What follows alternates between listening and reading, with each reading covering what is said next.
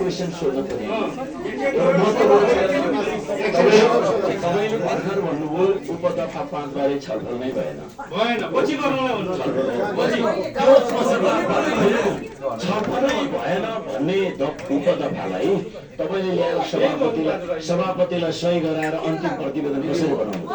कसरी बनाउनु छलफलै नभएको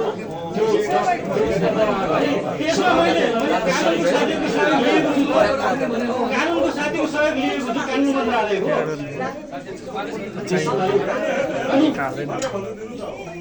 अब यो भएको कुरा मैले पनि मलाई जोडेको जस्तो भन्नु पर्यो नि यो के भएको हो भने हामीले उपसमितिबाट पनि धेरै कुराहरू नोट अफ डिसेन्टमा आएका नोट अफ डिसेन्ट मेरो प्रतिवेदन समेत टाँसिएर आएको ठिक छ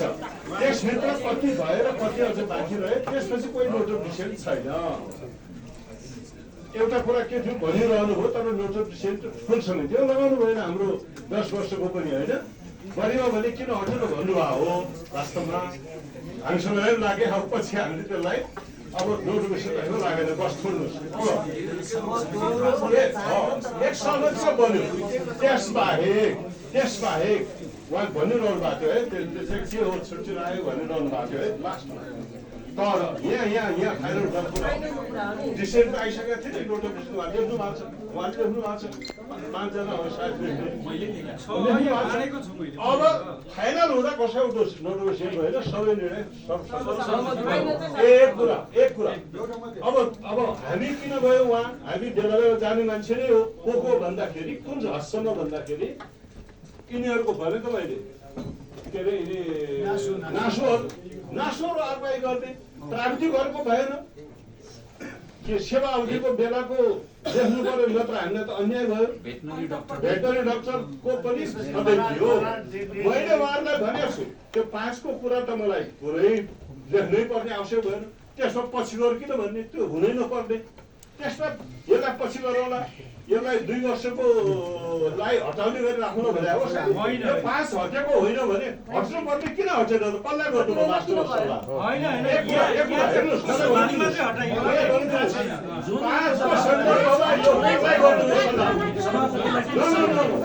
एउटा कुरा तर त्यो भने के थियो उहाँले पछि मानेर भएको पनि छ धेरै कुरा त सहमत भएको के भने सेवा परिवेशका बखत भएको योग्यतालाई प्रमोसनमा मानिदिनु पर्यो उनीहरूले किन भने यो कुरा भन्दाखेरि जेटिए भनेको अहिले आइसी गरेर आउँछ उनीहरू 18 महिना पनि भएको छ हुन्छ जेटिए हो त्यो जेटिए हुनु पाउँदैन यस्ता कुरा जेन्युन कुराहरू पछि मिलाइया छ त्यो मिलाइएको छ र नासोहरूको सबै कुरा सुन्न सकिएन अहिले पनि असन्तोष छ यी विषयहरू बाहेक यो कुनै मिनेट क्लियर भइसकेपछि यसमा छलफल दुबारा गर्न कसले भन्यो र कसलाई फाइनल गर्नु हुँदैन त्यसो भए कहाँ गर्नु भयो कानुनको साथी सुभाषजी हुनुहुन्छ उहाँले जस्टिफिकेसन दिइसक्नु भएको छ हैन